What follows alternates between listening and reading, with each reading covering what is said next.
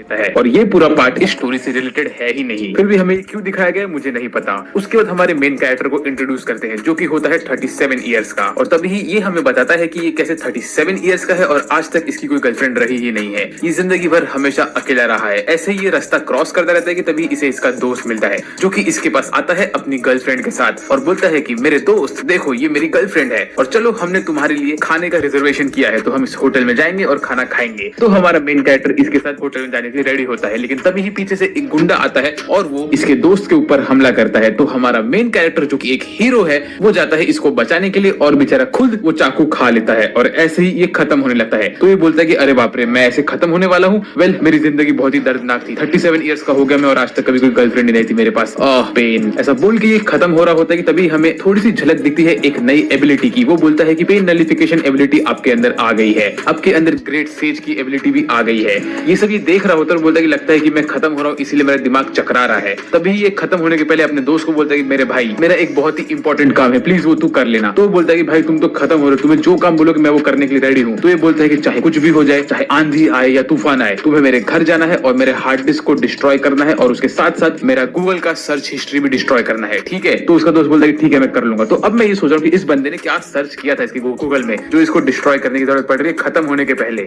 और तभी ही ये रीइंकार्नेट होता है एक स्लाइम के बॉडी के अंदर। ये बोलता है कि अरे ये मेरे साथ क्या हो रहा है, मुझे कुछ दिख नहीं रहा है और कुछ फील नहीं हो रहा है, लेकिन मुझे ऐसा लग रहा है कि मेरी बॉडी बहुत छोटी हो गई है और सॉफ्ट हो गई है। ऐसे ही ये बोलता है और घूमता रहता है अपने बॉडी में और तभी ही ये एक पेड़ के ऊपर गिरता है और ये वो पेड़ खा लेता है। तो बोलता है कि मैंने ये पेड़ को कैसे खा लिया, और जब मैंने इसको खा लिया तो मुझे इसकी कुछ एबिलिटीज महसूस हो रहे हैं। तभी ही इसके अंदर से एक आवाज निकलती है और बोलती है कि ये आपका है प्रेडिटर वाला स्किल, जिसमें आप किसी भी चीज को खा लोगे तो आपको उसके स्किल्स मिल जाएंगे, आप उसको यूज कर पाओगे और उससे अपने बॉडी को स्ट्रेंथन कर पाओगे। तो ये बोलता है कि अरे ये किसका आवाज है, और तभी ही ये आवाज इसको बोलती है कि मैं हूँ द ग्रेट सेज और मैं तुम्हारे अंदर ही रहता हूँ और मैं तुम्हें हर चीज के बारे में इंफॉर्मेशन दे सकती हूँ और उसके साथ साथ उसको कैसे यूज करना है वो सब तुम्हें बता सकती हूँ। तो ये बोलता है कि चलो ये तो बढ़िया चीज है। उसके बाद ये बोलता है कि मुझे और इन्फॉर्मेशन दो। तभी ही ये ग्रेट सेज इसको इन्फॉर्मेशन देती है कि ये वर्ल्ड जिसमें तुम अभी हो इसमें हर एक चीज मैजिकल्स के ऊपर चलती है और मैजिकल्स कुछ भी एक्स्ट्रा चीज नहीं है, वो सिर्फ एक मैजिक पावर है। तो हर एक क्रिस्टल हो गया, हर एक चीज हो गई, उसके अंदर मैजिकल्स होते हैं। तो तुम जितना मैजिकल कंज्यूम करोगे और अपना प्रेडेटर स्किल यूज करोगे उतना ही तुम्हारे बॉडी में मैजिक पावर आएगा और तुम उससे बहुत सारी चीजों को प्रोड्यूस कर पाओगे। तो ये सुनने के बाद हमारा स्लाइम हर जगह कूदता है और वो क्रिस्टल्स को कंज्यूम करना स्टार्ट कर देता है और ऐसे ही ये बहुत सारे क्रिस्टल्स खाता रहता है और खुशी से भागने लगता है, लेकिन ये ऐसे ही पानी में गिर जाता है। तो ये बोलता है कि अरे मेरे को तैरना भी नहीं आता तो मैं अब क्या करूं। तभी ये जो पूरा का पूरा पानी पीने लगता है और उसको वाटर को अपने मुंह से शूट करके एक जेट की तरह उड़ के जाता है और जाके एक मैजिकल दीवार से टकरा जाता है। बोलता है अरे ये क्या हो गया, मुझे एक फटका लगा लेकिन मुझे बिल्कुल भी दर्द नहीं हुआ। तभी ग्रेट सेज उससे बोलता है कि तुम्हारे पास है पेन नलिफिकेशन का मैजिक, जिस स्किल की वजह से तुम्हें बिल्कुल भी पेन नहीं महसूस होगा। और ऐसे ही इसको जो फटका लगा होता है वो खुद ही ठीक भी हो जाता है। तो इस स्लाइम के अंदर एक से एक नई नई एबिलिटी आती रहती है और तभी ही इसको एक और आवाज आती है जो कि इसके सामने एक ब्लैक कलर का कुछ तो फिगर होता है। वो इसको बोलता है कि ओए छोटू तू क्या कर रहा है, तू मेरे सामने आके मुझे भाव भी नहीं दे रहा है, हाँ तू जानता भी है मैं कौन हूँ। तो फिर ये हमारा छोटू स्लाइम बोलता है कि अरे तुम कौन हो मुझे पता नहीं, लेकिन तुम बहुत शाणे बन रहे हो, मुझे कुछ दिख नहीं रहा है इसीलिए मैं तुम्हें कुछ कर नहीं रहा हूँ। तो फिर ये ब्लैक फिगर उसको बोलता है कि अच्छा तुझे कुछ दिख नहीं रहा है तो तू एक काम कर, तू अपना ध्यान लगा और पूरे पूरे मैजिक को सेंस करने की कोशिश कर। तो हमारा स्लाइम ऐसे ही उसको सेंस करने की कोशिश करता है और उसको धीरे धीरे दिखना स्टार्ट होता है। तभी ये बंदा उसको बोलता है कि तुमने मुझे डिसरिस्पेक्ट किया है लेकिन मैं तुझे माफ करने के लिए रेडी हूँ अगर तू मुझसे वादा करे कि तू मुझसे हमेशा मिलने आएगा। तो हमारा स्लाइम उसको बोलता है कि ठीक है मैं तुझसे हमेशा मिलने आऊंगा, इसमें कोई टेंशन की बात है ही नहीं। उसके बाद स्लाइम को धीरे धीरे सब दिखने लगता है और तब वो देखता है कि उसके सामने जो वो ब्लैक फिगर होता है वो कोई ब्लैक फिगर नहीं होता है, वो होता है एक बहुत बड़ा सा ड्रैगन। इसको देख के हमारा स्लाइम थोड़ा डर जाता है और तभी ही ये ड्रैगन हमको बताता है कि इसका नाम है द ग्रेट ड्रैगन वेल्डोरा और उसके साथ ही साथ ये यहाँ पे 300 साल से बंद है, इसीलिए इसने इस स्लाइम को बोला कि तुम मेरे साथ यहाँ पे रहो और मुझसे हमेशा मिल जाओ क्योंकि मैं बहुत अकेला हो चुका था। उसके बाद ये हमें बताता है कि ये यहाँ पे इसलिए फंसा है क्योंकि इसने एक बार गलती से एक पूरे सिटी को अपने मैजिक से हरा दिया था और उस वजह से वो सिटी जब डिस्ट्रॉय हो रहा था तो वहाँ पे एक हीरो आया था और वो हीरो ने अपना सीलिंग मैजिक इसके ऊपर यूज किया और इसको यहाँ पे सील करके रख दिया है 300 साल के लिए। और तभी से ये ना अपना मैजिक यूज कर पा रहा है ना कोई भी चीज यूज कर पा रहा है और वो ऐसे ही इस केव के अंदर सील्ड है। फिर ये ड्रैगन हमारे स्लाइम से पूछता है कि तुम मुझे बताओ कि तुम कौन हो। तो हमें स्लाइम बताता है कि वो पहले एक इंसान था, फिर वो उसको किसी ने आके एक चाकू भोंक दिया, उस वजह से वो खत्म हो गया और अब वो इस स्लाइम के बॉडी में आ गया है। फिर उसके बाद हमारा स्लाइम देखता है कि वेल्डोरा के आसपास वो मैजिक वाला केज बना हुआ रहता है। तो वो बोलता है कि तो अच्छा यही जो चमकी हुई चीज है यही वो मैजिक केज है ना। तो वेल्डोरा बोलता है कि हाँ। फिर उसके बाद स्लाइम बोलता है कि अरे यार तुम तो यहाँ बहुत अकेले हो जाओगे, वेल मेरे पास एक प्रपोजल है, क्यों ना तुम और मैं दोस्त बन जाए क्योंकि हम दोनों ही यहाँ पे अकेले हैं। तो वेल्डोरा बोलता है कि क्या तू एक स्लाइम स्लाइम होके मेरा दोस्त बनना चाहता है। तो हमारा स्लाइम बोलता है अरे बाप रे, मुझे माफ कर दो, मुझसे गलती हो गई। तो वेल्डोरा बोलता है अरे नहीं नहीं नहीं, मैं तो बहुत खुश हूँ कि तुम मेरे दोस्त बनना चाहते हो, तो आज से तुम और मैं दोस्त हैं। ऐसा करके दोनों अपना हाथ मिलाते हैं। फिर उसके बाद हमारा हीरो बोलता है कि वाह, मैं इस दुनिया में आके एक ड्रैगन से दोस्ती कर रहा हूँ। वेल आई होप कि मेरे दोस्त ने मेरे हार्ड ड्राइव को डिस्ट्रॉय कर दिया होगा। तभी हमें अगले सीन में दिखाते हैं कि उसके दोस्त ने इसके कंप्यूटर को पानी में फेंक के खराब कर दिया होता है। फिर उसके बाद हमें अगले सीन में दिखाते हैं कि हमारा स्लाइम हमारे ड्रैगन को बोलता है कि तुम इसके अंदर 300 साल से फंसे हुए हो, तो तुम मुझे जरा ये बताओ कि अगर तुम यहाँ से बाहर नहीं निकले तो क्या होगा। तो हमारा ड्रैगन बोलता है कि मेरे पास अभी और 100 साल तक जीने की एनर्जी है, और अगर मैं अगले 100 साल तक इस प्रिजन से बाहर नहीं निकला तो मैं शायद खत्म हो जाऊंगा। तो ये सुन के रिमूरो बोलता है कि अरे ये तो बहुत बड़ी प्रॉब्लम वाली बात है, रुको मैं मेरा प्रेडेटर स्किल तुम्हारे ये शील्ड के ऊपर यूज करके देखता हूँ कि शायद कुछ हो जाए इससे, लेकिन वो बिल्कुल भी कामयाब नहीं हो पाता है। तो हमारा स्लाइम बोलता है कि मुझे 2 मिनट का टाइम दो, मैं जरा सोचता हूँ कि मुझे क्या करना चाहिए। तो हमारा स्लाइम अपने सेज से बात करता है और उससे पूछता है कि मुझे क्या करना चाहिए। तो सेज उसे ऑप्शन देता है, बोलता है कि अगर तुम ये जो शील्ड है इसको दोनों तरफ से एनालाइज करो तो तुम्हें शायद समझ जाएगा कि तुम्हें इसे कैसे ब्रेक करना है। तो फिर हमारा स्लाइम ड्रैगन को बोलता है कि ड्रैगन, मेरे पास एक सॉल्यूशन तो है कि मुझे इस सील को दोनों साइड से इन्वेस्टिगेट करना पड़ेगा कि कैसे बना हुआ है, और तो ही मैं समझ पाऊंगा मुझे इसे कैसे तोड़ना है। तो ड्रैगन बोलता है कि अच्छा तो तुम ये कैसे करोगे। तो फिर हमारा स्लाइम बोलता है कि मेरे पास एक सॉल्यूशन तो है, मैं मेरा प्रेडेटर स्किल तुम्हारे ऊपर यूज करता हूँ और मैं तुम्हें खा लेता हूँ और मेरे पेट में रख लेता हूँ, तो तुम मेरे पेट के अंदर सेफ रहोगे क्योंकि तुम्हारी मैजिक एनर्जी खत्म नहीं होगी, और उसके साथ ही साथ मैं बाहर से तुम्हारे इस शील्ड को इन्वेस्टिगेट करूंगा, मीनवाइल तुम अंदर से इस शील्ड को तोड़ने की कोशिश कर सकते हो, और ऐसे ही हम लोग मोस्टली इस शील्ड को ब्रेक कर देंगे। तो ये सुनकर ड्रैगन पहले हंसता है और बोलता है कि ये आइडिया तो बहुत ही इंटरेस्टिंग है, मुझे ये आइडिया पसंद आया, लेकिन ये करने के पहले क्यों ना हम लोग एक दूसरे को एक नाम दे दें। तो फिर हमारा स्लाइम बहुत सोचता है कि उसे ड्रैगन को क्या नाम देना चाहिए। वो बोलता है कि तुम हो स्टॉर्म ड्रैगन वेडुला, तो मैं तुम्हें नाम देता हूँ टेम्पेस्ट का। तो ये सुनकर ड्रैगन बहुत खुश होता है। फिर ड्रैगन बोलता है कि मैं तुम्हें नाम देता हूँ स्लाइम, तुम्हारा नाम होगा आज से रिमूरू। तो ऐसे ही इस ड्रैगन का नाम बन गया है वेल्डोरा टेम्पेस्ट और स्लाइम का नाम हो गया है रिमूरू टेम्पेस्ट। फिर इसके बाद रिमूरू अपना बड़ा सा रूप लेता है और वो इस ड्रैगन को खा लेता है और अपने पेट में रख लेता है। और फिर इसके बाद आसपास के कंट्री के लोग बैठ के डिस्कस करते हैं कि वेल्डोरा जैसे गायब हो चुका है तो उसके वजह से कैसे उनका सिस्टम हिल चुका है, और उसके साथ साथ वेल्डोरा गायब कैसे हुआ, इस चीज के बारे में सब लोग डिस्कस करते रहते हैं और सोचते रहते हैं कि ये इतना बड़ा ड्रैगन कैसे गायब हो गया। वेल्डोरा एक ऐसा ड्रैगन है जो कि टॉप 4 ड्रैगन में से एक है। मीनवाइल रिमूरू आराम से वो केव के अंदर घूमता रहता है और सारे के सारे मैजिक क्रिस्टल्स खा रहा होता है। तभी वो एक नया एबिलिटी सीख जाता है जिसका नाम होता है वाटर ब्लेड, और ऐसे ही वो खुशी खुशी घूमता रहता है और तभी उसके सामने एक बड़ा सा सांप आता है। तो रिमूरू उसके ऊपर वाटर ब्लेड यूज करता है और वो सांप को एक ही झटके में मार देता है। उसके बाद रिमूरू वो सांप को खाता है और उस सांप को खाने के बाद रिमूरू को उस सांप के बहुत सारे एबिलिटी मिल जाते हैं। ऐसे ही हमारा स्लाइम बॉय घूमता रहता है उस केव के अंदर और एक एक करके सारे के सारे जानवर और मॉन्स्टर को वाटर ब्लेड से मार मार के उनकी एबिलिटी खा रहा होता है। उसने एक बैट को मारा होता है, एक मकड़ी को मारा होता है, एक चूहे को मारा होता है, एक और सांप को मारा होता है और बहुत सारी अजीब चीजों को मारा होता है। तो ये भाई ड्रैगन को खाने के बाद एकदम से ओवर पावर्ड बन चुका है और ऐसे ही ये अपना जिंदगी वहां पे निकालता होता है। लेकिन टोटल 1 महीने के बाद इस केव का मेन डोर 3 एडवेंचरर्स आके खोलते हैं और वो लोग अपने ऊपर इनविजिबिलिटी मैजिक लगा के अंदर केव के घुसते हैं छानबीन करने के लिए। तो रिमूरू ये मौका उठाता है, वो ट्रांसलेशन एबिलिटी यूज करता है और इनकी बातें सुन के वहां से बाहर भाग जाता है। और जैसे ही रिमूरू बाहर निकलता है तो वो देखता है कि उसके ठीक सामने बहुत सारे गॉब्लिन्स की आर्मी होती है जो कि एकदम दुबले पतले और एकदम कमजोर दिखते हैं। तो रिमूरू इनको बोलता है तुम लोग यहाँ पे क्यों आए हो। तो ये लोग बोलते हैं कि सर हम आपसे मिलने आए हैं क्योंकि हम आपकी एनर्जी को महसूस कर सकते हैं, आप बहुत ज्यादा स्ट्रॉन्ग हो, तो हम चाहते हैं कि आप प्लीज हमारे साथ हमारे विलेज में चलिए, हमको बहुत इंपॉर्टेंट काम है आपसे। तो रिमूरू अपनी असली आवाज में इनसे बात करता है जो सुन के लोग एकदम डर जाते हैं। लेकिन रिमूरू इनके साथ जाता है इनके विलेज में, वहां पे विलेज का चीफ इनसे बात करता है और बोलता है कि मिस्टर रिमूरू हमने आपकी एनर्जी को सेंस कर लिया है। तो रिमूरू बोलता है किस एनर्जी की बात कर रहे हो तुम। फिर रिमूरू अपनी पर्सपेक्टिव को चेंज करा तो वो देखता है कि उसके बॉडी से बहुत सारी एनर्जी निकल रही होती है। तो रिमूरू बोलता है हाँ, तो तुमने मेरे एनर्जी को सेंस कर लिया, मतलब तुम अच्छे हो। तभी ये चीफ बोलता है कि उनके विलेज के ऊपर बहुत ज्यादा अटैक हो रहा है वुल्फ्स का, क्योंकि जो इनका गार्डियन था वेल्डोरा वो यहाँ से गायब हो चुका है, तो यहाँ पे बैलेंस बचा ही नहीं है। और इसी बीच में इस चीफ का लड़का भी खत्म हो गया था। तो चीफ बोलता है कि प्लीज हमारी हेल्प करो और इन सब वेयरवुल्फ्स को यहाँ से हटाओ। तो रिमूरू बोलता है कि मैं तुम्हारा हेल्प तो करूंगा लेकिन मुझे इससे क्या मिलेगा। तभी ही चीफ बोलता है कि अगर आपने हमारी हेल्प की तो हम लोग आपको जिंदगी भर आपके सर्वेंट बन के रहेंगे और हमेशा आपसे लॉयल रहेंगे। तो रिमूरू बोलता है चलो ये भी ठीक है। उसके बाद इनके विलेज में सायरन बजता है कि इनके ऊपर वापस से कुछ अटैक कर रहा है। तभी रिमूरू बाहर निकलता और बोलता है तुम लोग टेंशन मत लो, अब इन वुल्फ्स को मैं संभालूंगा। फिर अगले सीन में हमें दिखाते हैं कि रिमूरू जाके सब गॉब्लिन से बात करता है और उनको बोलता है कि अब इस बैटल को मैं संभालूंगा। तो पहले तुम लोग मुझे वो दिखाओ जिन लोग की हालत बहुत खराब है और जिनको चोट लग चुकी है इस वॉर में। तो उनका चीफ रिमूरू को एक टेंट के अंदर लेके जाता है और वो देखता है वहां पे बहुत सारे गॉब्लिन घेरे हुए रहते हैं और उन्हें बहुत बेकार चोट लगी होती है। तो रिमूरू सोचता है कि मुझे क्या करना चाहिए। तभी ही रिमूरू एक एक करके सारे के सारे गॉब्लिन को अपने अंदर खाने लगता है और उनको पोशन से उनके पूरे बॉडी पे पोशन मार मार के उनको ठीक करता है और ऐसे ही वो सारे के सारे वुंडेड गॉब्लिन्स को ठीक कर देता है। उसके बाद रिमूरू बाहर निकल के बोलता है कि अभी हम लोग को नेक्स्ट काम जो करना है वो है हमें रीइंफोर्समेंट लगाना है हमारे विलेज के आसपास। तो तुम लोग फेंस लगाओ और रेडी हो जाओ अटैक के लिए। तभी हमें अगले सीन में दिखाते हैं कि सारे के सारे डायर वुल्फ्स रेडी होते हैं अटैक करने के लिए। वो लोग एक दूसरे को एनकरेजमेंट वाला स्पीच देते हैं और जो उनका लीडर होता है वो बोलता है कि अभी अगले ही सेकंड हम भाग के जाएंगे और इन लोग के ऊपर अटैक करेंगे। तो जैसे ही डायर वुल्फ्स पहुंच जाते हैं गॉब्लिन विलेज के पास, तो वो लोग देखते हैं कि ये पूरे जूरा विलेज में गॉब्लिन लोग का जो विलेज होता है उसमें एक स्लाइम बैठा रहता है। तो वो लोग बोलते हैं स्लाइम यहाँ पे क्या कर रहा है? वेल कुछ भी हो, हम तो स्लाइम को ऐसे ही खत्म कर देंगे। लेकिन तभी ही रिमुरु ये लोग को एक एडवाइस देता है, बोलता है कि अगर तुम लोग जीना चाहते हो तुम लोग यहाँ से चुपचाप निकल जाओ। तो तभी ही जो ये डायर वुल्फ्स का जो लीडर होता है वो बोलता है कि अरे तेरी हिम्मत कैसे मुझसे ऐसे बात करने की, ऐसा बोल के वो भाग भाग के जाता है रिमुरु पे अटैक करने के लिए। लेकिन तभी ही गॉब्लिन लोग पीछे से उनके एरोज मारते हैं और उसके साथ साथ रिमुरु ने यहाँ पे बहुत सारे वायर लगा के रखे होते हैं जिस वायर में बहुत सारे वुल्फ्स फंस जाते हैं और इसी वजह से कुछ वुल्फ्स यहाँ पे अटक जाते हैं। फिर उसके बाद इनका लीडर भाग भाग के जाता है रिमुरु के ऊपर अटैक करने के लिए। लेकिन रिमुरु ने उसके आसपास लगाए होते हैं स्टिकी वाले वायर, तो वो स्टिकी वायर में फंस जाता है। उसके बाद रिमुरु उसके ऊपर वाटर ब्लेड यूज करता है और वो इनकी लीडर को मार देता है। फिर इनकी लीडर को मारने के बाद रिमुरु इनकी लीडर को खा भी लेता है और बोलता है कि अब मैं इसके पूरे बॉडी को एब्जॉर्ब कर लूंगा और इसको मिमिक करके इन लोग को भगाने की कोशिश करूंगा। तो रिमुरु वो वुल्फ के शेप में बन जाता है और इन सब के सब वुल्फ्स को बोलता है कि तुम लोग यहाँ से चुपचाप निकल जाओ। लेकिन ये वुल्फ्स रिमुरु के पास जाते हैं और अपने घुटने टेक के बोलते हैं कि आज से तुम हमारे मास्टर हो।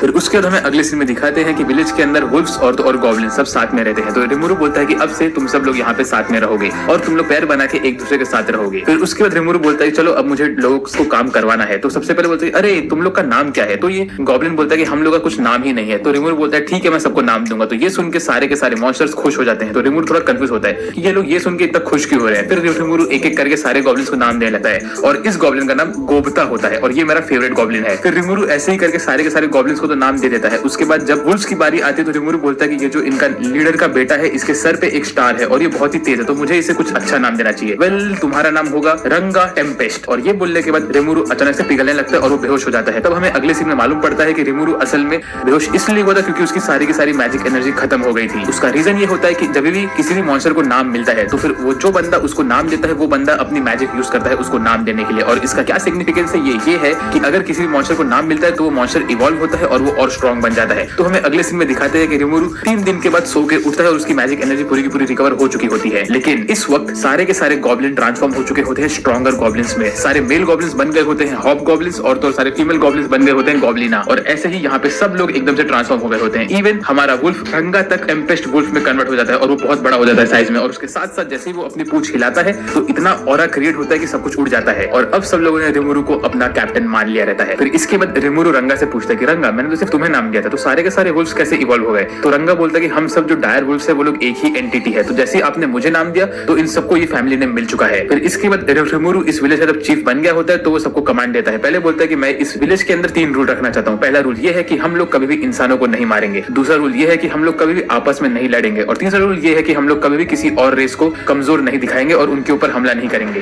तो फिर ये लोग डाउट पूछते हैं कि हम लोग इंसान को क्यों नहीं मारेंगे? तो रिमुरु बोलता है कि हम इंसान को इसलिए नहीं मारेंगे क्योंकि मुझे इंसान पसंद है। फिर गोबता डाउट पूछता है कि हम लोग दूसरे रेसेस को बिलिटल क्यों नहीं करेंगे? तो रिमुरु बोलता है जैसे मैं तुम लोग को नाम दे तुम लोग बहुत स्ट्रॉन्ग हो तो हम लोग हमारी ताकत किसी और के ऊपर यूज नहीं करेंगे। फिर रिमुरु सबको कुछ ना कुछ काम देता है विलेज के अंदर और उसके बाद बोलता है कि इस विलेज में अभी मेन प्रॉब्लम तो ये है कि यहाँ पे कपड़ों का इशू है। तो कपड़ों के लिए हमें क्या करना चाहिए? तभी ही विलेज का चीफ बोलता है कि हमारे जो कपड़े छोटे के छोटे ही है क्योंकि हम लोग जैसे ही इवॉल्व हुए तो हमें नए कपड़े नहीं मिले। वेल हम कपड़ों के लिए तो मोस्टली ड्वार्फ के विलेज में जाके वहां से ट्रेड करते थे। तो रिमुरु बोलता है अच्छा तो मैं ड्वार्फ के विलेज में जाता हूँ और वहां से जाके कपड़ों का कुछ ना कुछ बंदोबस्त करता हूँ। लेकिन इसके पीछे एक और रीजन होता है क्योंकि रिमुरु को मिलना होता है एल्फ से। फिर इसके बाद हमें अगले सीन में दिखाते हैं कि रिमुरु और उसके साथ कुछ और गॉब्लिन्स सारे के सारे वुल्फ्स के ऊपर बैठ के जाते हैं ड्वार्फ विलेज में। वहां पे बीच रास्ते में रिमुरु इस गॉब्लिन से पूछता है कि तुम्हारे भाई को नाम किसने दिया था? तो ये बोलता है कि मेरे भाई को नाम दिया था डीमन लॉर्ड के एक बंदे ने। तो ये सुन के रिमुरु बोलता है कि अच्छा तो यहाँ पे हीरोज भी है और डीमन लॉर्ड्स भी है। वेल मैं होप करूंगा कि मैं ये लोगों में से किसी से भी ना मिलूं। उसके बाद ऐसे ही वो लोग आगे बढ़ते रहते हैं। तभी वो लोग रात को एक जगह पे रुक के खाना खाते रहते हैं। तभी रिमुरु पूछता है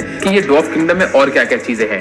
तो तभी गोबता बोलता है कि वहां पे बहुत सारी एल्फ्स है। तो उनको देख के रिमुरु का दिल पिघल जाता है। वो बोलता है कि मुझे तो एल्फ से मिलना ही है। और उसे मालूम पड़ता है कि ड्वार्फ किंगडम में बोला गया है कि वहां पे कभी भी लड़ाई करना अलाउड नहीं है किसी भी रेस के बीच में। तो रिमुरु बोलता है कि चलो ये बात तो अच्छी है। ऐसे ये लोग फिर अगले दिन निकलते हैं और ऐसे ही 3 दिन के बाद ये लोग ड्वार्फ किंगडम में पहुंच जाते हैं। तो ड्वार्फ किंगडम में घुसने के लिए बाहर बहुत लंबी लाइन लगी होती है। तो इस लाइन में रिमुरु और गोबता खड़े हो जाते हैं। बाकी सब बाहर ही वेट करते हैं इनका। लेकिन जब रिमुरु और गोबता वहां पे खड़े रहते हैं तभी उनके ऊपर 2 इंसान आके हमला करते हैं और बोलते हैं कि ओए तुम दोनों तो बहुत कमजोर हो, हम तुम्हें मार के तुम्हारा लूट ले लेंगे। तभी रिमुरु बोलता है कि अरे यार मैं तुम्हें एक वार्निंग देता हूँ, अगर तुम मुझ पे हमला नहीं करो तो मैं तुम्हें छोड़ दूंगा। तो ये लोग बोलते हैं कि अबे तू छोटे से स्लाइम तू हमको ये सब बोल रहा है? ऐसा बोल के ये लोग रिमुरु के ऊपर हमला करने के लिए रेडी होते हैं। तभी रिमुरु रंगा में ट्रांसफॉर्म होता है और वो यूज करता है उसका मेनेंस वाला अटैक और ऐसे ये सारे के सारे इंसान यहाँ से डर के भाग जाते हैं। उसके साथ ही साथ आसपास के बहुत सारे लोगों को भी रिमुरु के मेनेस वाले अटैक से डैमेज होने लगता है। तो फिर इस किंगडम के लोग बाहर आते हैं और वो सोल्जर्स रिमुरु को पकड़ते हैं और बोलते तुमने बहुत गलत काम किया है, ऐसा बोल के रिमुरु को वो लोग जेल में बंद कर देते हैं। फिर वो लोग रिमुरु से थोड़ा पूछताछ करे तो उनको मालूम पड़ता है कि असल में रिमुरु ने ये सब अपने सेल्फ डिफेंस में किया था। तो वो लोग बोलते हैं ठीक है हम तुम्हें छोड़ सकते हैं, लेकिन तभी ही जो ये बॉर्डर पेट्रोल के लोग होते हैं उनको एक इन्फॉर्मेशन मिलता है कि जो यहाँ पे एक केव में इनके दोस्त लोग माइनिंग कर रहे थे वहां पे कुछ तो हादसा हो गया, उसी वजह से बहुत सारे लोग घायल हो गए हैं। तो ये बोलता है कि अरे यार अब मैं क्या करूं, मुझे मेरे भाइयों को बचाना है। तो रिमुरु बोलता है कि आप एक सेकंड रुको, मेरे पास एक सॉल्यूशन है। तो रिमुरु अपने दोस्तों पे यूज करो, वो लोग ठीक हो जाएंगे। तो ये बॉर्डर पेट्रोल का बंदा रिमुरु का पोषण लेता है और वो निकल लेता है वहां पे। उसके बाद रिमुरु रात भर बैठ के अकेले में टाइम पास करता रहता है अपने स्ट्रिंग के साथ और गोप्ता को पनिश करता है। फिर अगले दिन ये बंदे वहां पे वापस आते हैं और रिमुरु को छोड़ देते हैं और बोलते हैं कि आपने जो पोषण दिया था उसकी वजह से मेरे दोस्तों की हालत एकदम से ठीक हो चुकी है, इसके लिए थैंक यू सो मच।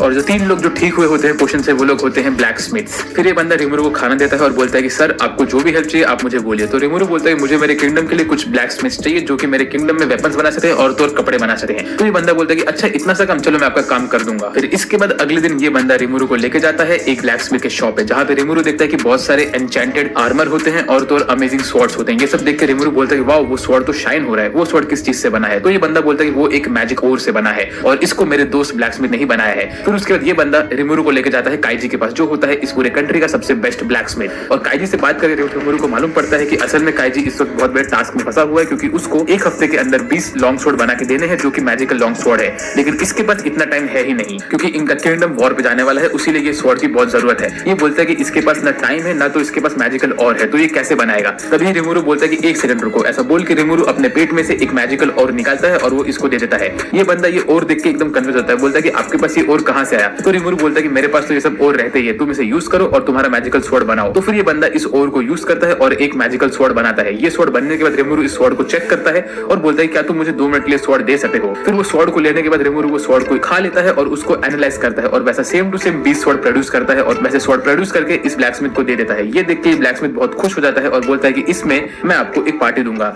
यहाँ पे सामने ही एक बार है जहाँ पे एल्व्स रहती है। तो ये सुन के रिमुरु का दिल वापस पिघल जाता है और वो जाता है इन लोग के साथ इस बार में पार्टी करने के लिए। जैसे ये बार में घुसता है तो देखता है यहाँ पे बहुत सारी एल्व्स होती है और उनको देख के तो भाई तो जन्नत पहुंच जाता है और वो इन एल्व्स के साथ बहुत मस्ती मजाक करता है। और इन सब सीन में रिमुरु तो इतना खुश रहता है क्योंकि यहाँ पे एक से एक ब्यूटीफुल एल्व्स रहती है। यहाँ पे सब लोग पार्टी करते ही रहते हैं कि तभी हमें दिखाते हैं कि बाहर एक अजीब सा आदमी आया होता है इनके बार के। फिर हमें अगले सीन में दिखाते हैं कि काइजी रिमुरु को बोलता है कि मैं थोड़ा सा दुखी तो हो गया कि तुमने 1 सेकंड के अंदर 20 स्वॉर्ड बना दिए और मुझे एक स्वॉर्ड बनाने के लिए मेरा पूरे दिनों की मेहनत लग गई।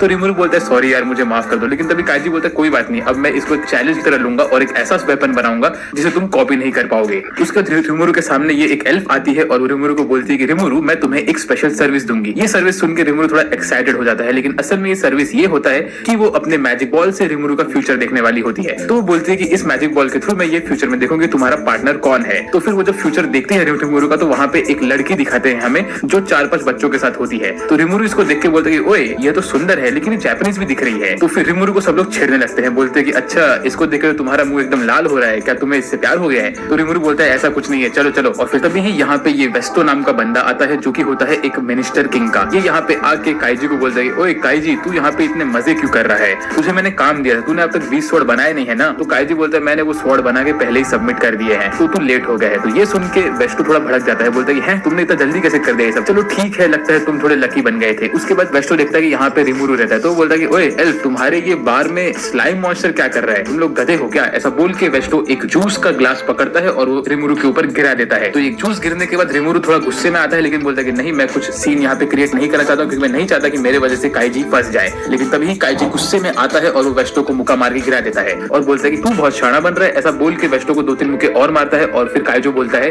कि रिमुरु तुमने बोला था कि तुम्हें एक ब्लैक स्मिथ चाहिए, तो क्या तुम मुझे तुम्हारा ब्लैक स्मिथ लोगे और मुझे तुम्हारे कंट्री में अलाउंस दोगे? तो रिमुरु ये सुन के बहुत खुश हो जाता है। वेल लेकिन स्टोरी इतनी ही अच्छी नहीं चलती है सबकी मेरे भाई। इसके बाद क्या होता है कि यहाँ के सब गार्ड्स आ जाते हैं और वो वेस्टो, रिमुरु और वेस्टो के तीनों दोस्तों को पकड़ के जेल में बंद कर देते हैं क्योंकि उन लोगों ने एक क्राइम किया होता है, उन लोगों ने एक मिनिस्टर के ऊपर हाथ उठाया होता है। फिर हमें अगले सीन में बताते हैं कि ही वेस्टो रिमोरू को बोलता है कि आप टेंशन मत लो, हमें कुछ ये लोग डेथ सेंटेंस नहीं देंगे, ज्यादा ज्यादा ये लोग हमसे थोड़ा मजदूरी कराएंगे, तो हमें कोई टेंशन की बात है ही नहीं। उसके बाद जो वेस्टो के साथ ही 3 और लोग होते हैं, ये लोग बोलते हैं कि आप हमें भी अपने किंगडम में ले लो क्योंकि हम भी काइजी के साथ ही रहते हैं। ओ सॉरी, मैंने अब तक इस डॉफ को वेस्टो बोला, इसका नाम वेस्टो नहीं, इसका नाम काइजी है और वेस्टो तो वो मिनिस्टर का नाम है। सॉरी यार, मैं तबियत थोड़ा सही नहीं है इसलिए थोड़ा प्रॉब्लम हो रहा है। मीनवाइल गोप्ता यहाँ पे सोता ही रहता है इस जेल में। तभी ही रिमोरू काइजी से पूछता है, काइजी आप मुझे ये बताओ कि वो वेस्टो इतना भड़कता क्यों तुम्हारे ऊपर। तो काइजी अपना बैक स्टोरी बताता है, बोलता है कि वेस्टो असल में एक साइंटिस्ट टाइप बंदा था और वो एक रोबोट बना रहा था, लेकिन उसका रोबोट फट गया तो उसने वेस्टो ने वो नाम मेरे ऊपर डाल दिया ताकि मैं प्रॉब्लम में फंस जाऊं। उसके बाद से मेरे और वेस्टो के रिलेशन थोड़े खराब हो चुके हैं। फिर इसके बाद हमें अगले सीन में दिखाते हैं कि ये लोग कोर्ट में रहते हैं और यहाँ पे किंग और तो और जज बैठे हुए रहते हैं। तो फिर ये लोग बोलते हैं कि चलो तुम मुझे बताओ कि तुम्हारे साथ क्या हुआ। तो इन लोग का एक आदमी आता है और बोलता है कि सर काइजी ने वेस्टो के ऊपर हमला किया था और उसी वजह से वेस्टो इतना चोट खा के बैठ चुका है, तो मैं आपसे कहूंगा कि आप काइजी को कड़ी से कड़ी सजा दो। तो ये सुन के जज बोलता है कि काइजी और तुम्हारे कॉमरेड्स, मैं तुम लोग को सजा देता हूँ 20 साल तक लेबर करने का। उसके बाद ही किंग खड़ा होता है और बोलता है कि ओए रुक जा। फिर वो काइजी को बोलते हैं, काइजी तुम कैसे हो। काइजी बोलता है कि मैं ठीक हूँ। और किंग आप कैसे हो। ये सुन के किंग भी बोलता है कि मैं भी ठीक हूँ। तो फिर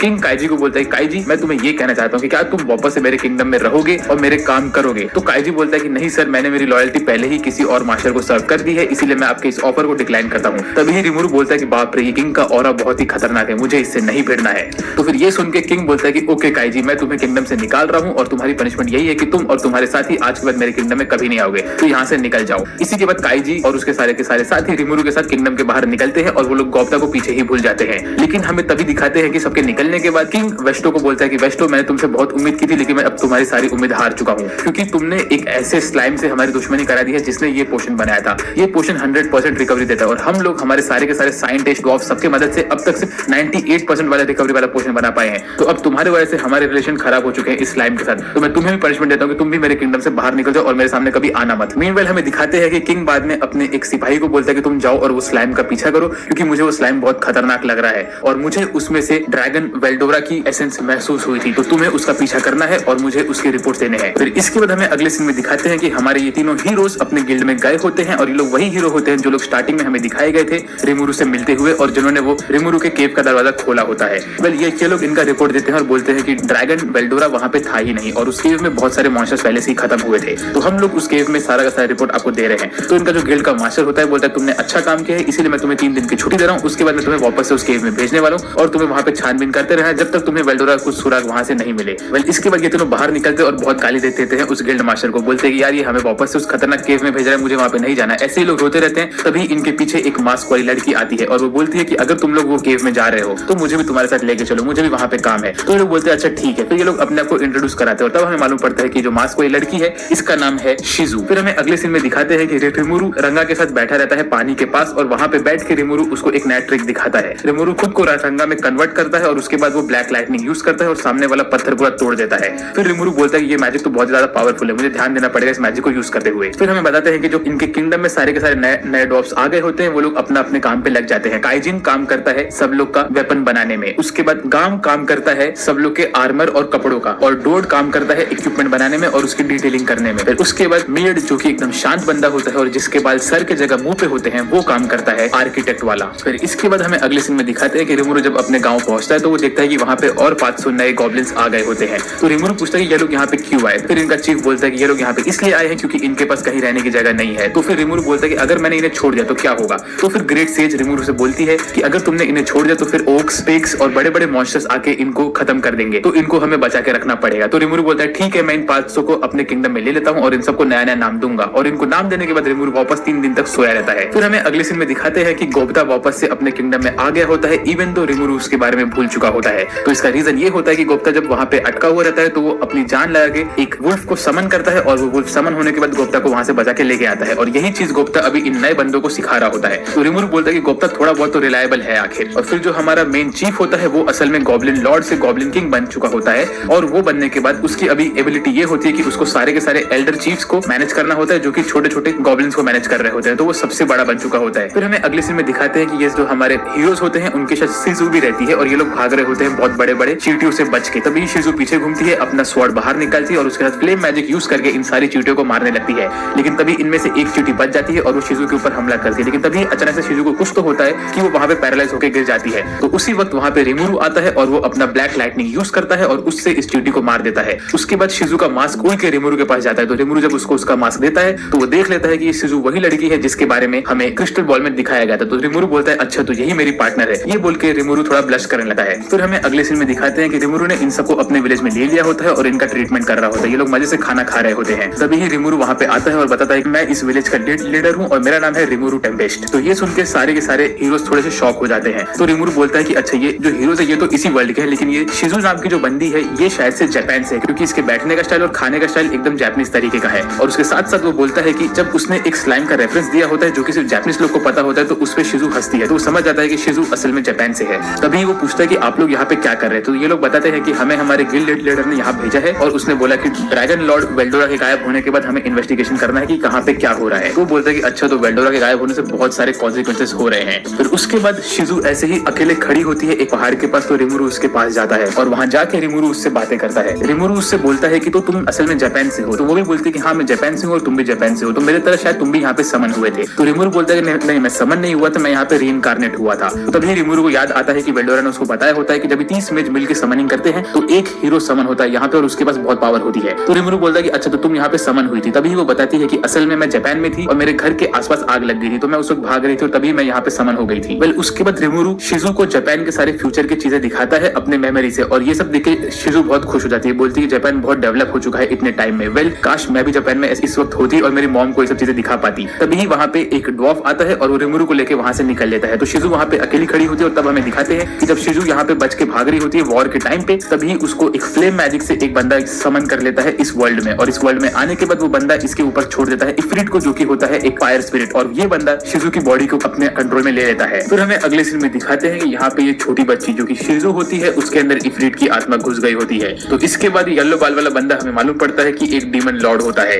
वो ऐसे ही शिजू से बात करता रहता है। तभी यहाँ पे एक पत्ते में से निकलता है एक पैरेट, जो कि यहाँ पे आने के बाद ये डीमन लॉर्ड को बोलता है कि ओए मैं तुझे चैलेंज करने वाला हूँ तेरे डीमन लॉर्ड वाले सीट के लिए। तभी येलो बाल वाला बंदा इसको बोलता है कि ओए इफ्रिट चल इसे खत्म कर दे। तो फिर ये पैरेट इफ्रिट के ऊपर हमला करता है, लेकिन तभी शिजू के अंदर इफ्रिट की आत्मा एक्टिवेट होती है और उसके पीछे से फ्लेम निकलता है और वो नेक्स्ट अटैक में इस तोते को जला देती है और ऐसे ही इसका पैरेट बिरयानी बन जाता है। फिर हमें अगले सीन में दिखाते हैं कि शिजू ऐसे ही जंगल में घूम रही होती तो वहाँ उसको एक लड़की मिलती है जिसके पास एक अजीब सा एनिमल होता है। तो वो लड़की इस एनिमल को थोड़ा खाना खिला रही होती है। तो शिजू यहाँ पे जाती है, वो भी इस एनिमल को खाना खिलाती है और इनसे दोस्ती कर लेती है। दोस्ती करने के बाद वो इसको बोलती है कि ये एनिमल का नाम क्या है। तो वो बोलती है कि मैंने इसका कुछ नाम रखा ही नहीं है। तो शिजू बोलती है कि मैं इसका नाम पिजू रख देती हूँ और ऐसे ही ये एनिमल को एक नया नाम मिल जाता है। फिर उसके बाद इन तीनों में दोस्ती बहुत गहरी हो जाती है। फिर अगले दिन हमें दिखाते हैं कि ये लड़की ये एनिमल को लेके कैसल में घुसती है। तो वहाँ पे डीमन लॉर्ड को देख के ये एनिमल बहुत भौंक रहा रहता है। तो ये सुन के शिजू के अंदर इफ्रिट की आत्मा एक्टिवेट होती है और वो आत्मा यहाँ पे आके ये लड़की और ये एनिमल को एक ही अटैक में चला के खत्म कर देते हैं। तो इससे मुझे ये मालूम पड़ रहा है कि इफ्रिट जो है वो असल में ये डीमन लॉर्ड वाले बंदे के कमांड के अंदर है और वो उसको प्रोटेक्ट करेगा। और फिर हमें मालूम पड़ता है कि ये सब देखने के बाद शिजू बहुत रोती रहती है और वो असल जिंदगी में उठी है अपने नींद से और वो बोलती है ये मेरे साथ क्यों हो रहा है, और तभी ही उसके अंदर इफ्रिट की आत्मा वापस से एक्टिवेट होती है। फिर हमें अगले सीन में दिखाते हैं कि शिजू ऐसे ही पहाड़ के ऊपर खड़ी होती है और वो विलेज को देख रही होती है। तभी वहाँ पे रिमोरू आता है रंगा के ऊपर और वो बोलता है कि ओए शिजू तुझे हमारा गाँव कैसा लगा। तो शिजू बोलती है कि आपका गाँव तो मुझे बहुत पसंद है और मेरा मन है कि मैं यहाँ पे और टाइम तक रुकूं, लेकिन मुझे यहाँ से निकलना पड़ेगा। तो वो बोलता है कि ऐसा क्यों है। तो शिजू बोलती है कि इसका रीजन ये है कि अगर मैं यहाँ से नहीं निकली तो ये गाँव के ऊपर हमला हो सकता है और वो बहुत खतरनाक होगा, इसीलिए मुझे यहाँ से निकलना पड़ेगा और मेरा मेन गोल ये है कि मुझे जानना है कि मुझे इस दुनिया में किसने समन किया था। फिर हमें अगले सीन में दिखाते हैं कि शिजू और ये एरन नाम की लड़की रेडी होते हैं और वो लोग यहाँ से निकलते हैं उनके पार्टी मेंबर से मिलने के लिए। तभी अचानक से शिजू बीच में रुक जाती है और उसकी मास्क टूट जाता है और उसमें से निकलता है आग और ऐसे ही शिजू के अंदर से आग निकलना स्टार्ट हो जाता है। तो ये सब देख के हमारा स्लाइम अपने सारे के सारे गाँव वालों को बोलता है तुम लोग यहाँ से भागो, इस चीज को मुझे संभालना पड़ेगा। और तभी शिजू उड़ते हुए आसमान में जाती है और उसके आंखों से आंसू निकलने लगता है और इसके बाद जो होता है वो बहुत ही एपिक होता है क्योंकि शिजू का ट्रांसफॉर्म हो जाती है इफ्रिट के अंदर। और ये देख के स्लाइम बोलता है कि अरे भाई ये तो बहुत खतरनाक सिचुएशन है, तुम लोग भी यहाँ से भाग जाओ। लेकिन ये सुन के हमारे हीरोज बोलते कि नहीं, हमें यहाँ पे रुकना है क्योंकि शिजू हमारे टीम का ही मेंबर है, तो हमें उसे बचाना है। फिर इफ्रिट यहाँ पे आने के बाद पूरे के पूरे गाँव में आग लगाना स्टार्ट कर देता है और उसके साथ ही साथ वो 3-4 सैलेमेंडर मॉन्स्टर्स को भी समन करता है जो कि एकदम पावरफुल होते हैं। ये सब लोग गाँव में घूमते और हर जगह आग लगाना स्टार्ट करते हैं। तो फिर रिमोरू बोलता है कि अब मुझे इनके ऊपर हमला करना पड़ेगा। तो रिमोरू अपना वाटर वाला हमला करता है सैलेमेंडर के ऊपर, लेकिन उनके ऊपर कोई असर ही नहीं होता है। तो उसके बाद रिमोरू देखता है कि ये लड़की एरन जब अपना आइस मैजिक यूज करती है तो उसके अटैक्स का बहुत इफेक्ट पड़ता है इन सब के ऊपर। तो रिमोरू अपने सेज से पूछता है कि ऐसा क्यों है। तो सेज उसको बोलती है कि इसका रीजन ये है कि सैलेमेंडर जो होते हैं वो लोग आइस मैजिक पे बहुत वीक होते हैं। तो रिमोरू क्या बोलते हैं कि ओए लड़की तू तेरा आइस मैजिक मेरे ऊपर यूज कर। फिर जैसे ही रिमोरू के ऊपर वो लड़की उसका आइस मैजिक यूज करते रिमोरू उसको खा लेता है और उसको एनालाइज करता है, और उसको एनालाइज करने के बाद रिमोरू रंगा के ऊपर बैठ के हर जगह कूद कूद के पूरा हवा में आइस के पार्टिकल्स बना देता है, और उसी की हेल्प से वो एक साथ बहुत सारे आइसिकल मारता है सारे के सारे सैलामेंडर को और उनको खत्म कर देता है। फिर ये देख के इफ्रिट बहुत गुस्सा होता है और वो अपना फ्लेम मैजिक यूज करके हीरो क्लैन के सारे बंदों को घायल कर देता है। तो रंगा उनको अपने पीठ पे बैठा के वहां से भाग जाता है। फिर उसके बाद यहाँ पे बचते हैं सिर्फ रिमोरू और तो और इफ्रिट। लेकिन इफ्रिट क्या करता है, वो अपने बहुत सारे क्लोन्स को खड़ा करता है रिमोरू के आसपास। तो रिमोरू वापस से आइस मैजिक यूज करता है और सारे के सारे क्लोन्स को तोड़ देता है। तो इसके बाद इफ्रिट गुस्से में अपना फ्लेम मैजिक यूज करता है रिमोरू के ऊपर। तो रिमोरू को लगता है कि वो खत्म हो गया, लेकिन तभी उसको ग्रेट सेज बोलता है कि सर आप अभी खत्म नहीं हुए हो, आपके पास तो फ्लेम को निगेट करने की एबिलिटी है। तो रिमोरू बोलता है अरे ये तो बहुत बढ़िया है। उसके बाद रिमोरू ये फ्लेम में से बाहर निकलता है और इफ्रिट के पास जाता है उसके ऊपर हमला करने के लिए। लेकिन तभी ही रिमोरू ने इफ्रिट को अपने थ्रेड से अटका दिया होता है। फिर रिमोरू अपने प्रेडेटर स्किल को यूज करता है और इफ्रिट को खा लेता है। फिर हमें अगले सीन में दिखाते हैं कि रिमोरू थूकता है अपने मुंह से शिजू को और शिजू एकदम बेहोश रहती है। और रिमोरू के अंदर हमें दिखाते हैं कि वेल्डोरा और तो और इफ्रिट एक साथ बैठे रहते हैं और वेल्डोरा इफ्रिट को बोलता है कि अब तो तू फंस गया है बेटे, तू यहाँ से नहीं भाग सकता। फिर अगले ही सीन में हमें दिखाते हैं कि रिमोरू शिजू के बगल में बैठा होता है और शिजू असल में एक बेड पे सो रही होती है। उसकी हालत बहुत खराब रहती है और वो एकदम कमजोर आवाज में रिमोरू से बात कर रही होती है। वो रिमोरू को बोलती है कि मुझे जिसका डर था वही हो गया, इफ्रिट ने मेरे बॉडी के ऊपर अपना कंट्रोल ले लिया था और उसने मेरे दोस्तों के ऊपर हमला किया। मुझे इस चीज का बहुत डर था क्योंकि ऐसा मेरे साथ पहले भी हो चुका है और ऐसा ही हुआ, इसीलिए मैं एक फेलियर हूँ। ऐसा बोल के वो ऑलमोस्ट रोने जैसी हो जाती है। फिर वो रिमोरू को बोलती है रिमोरू क्या तुम मेरी स्टोरी सुनोगे? तो रिमोरू बोलता है कि ऑफ कोर्स। फिर वो उसको रिमोरू को अपनी स्टोरी सुनाती है। वो कहती है कि मैं जब डीमन लॉर्ड लियोन के अंडर थी तो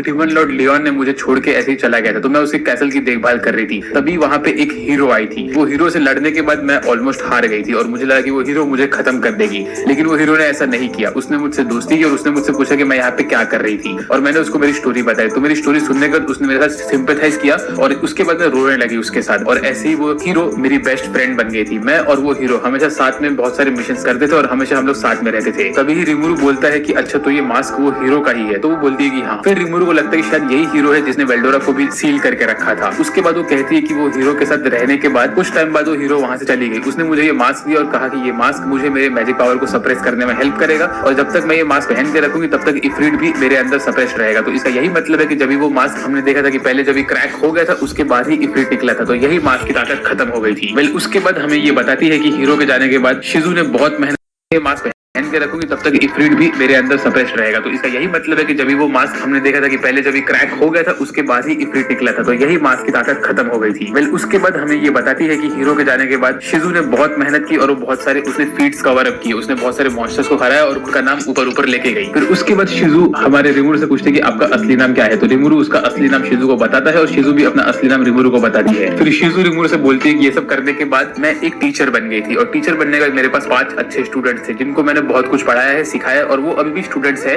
लेकिन मैं उनको आगे नहीं पढ़ा सकती क्योंकि मुझे लगा कि मैं भी खत्म होने वाली हूँ। फिर वो कहती है कि जब मैं ऐसे ही मेरे मिशन पे थी क्योंकि मुझे मेरे समनर से वापस मिलना था जो कि है लियोन, जो कि एक डीमन लॉर्ड है और मुझे उससे मिलकर कुछ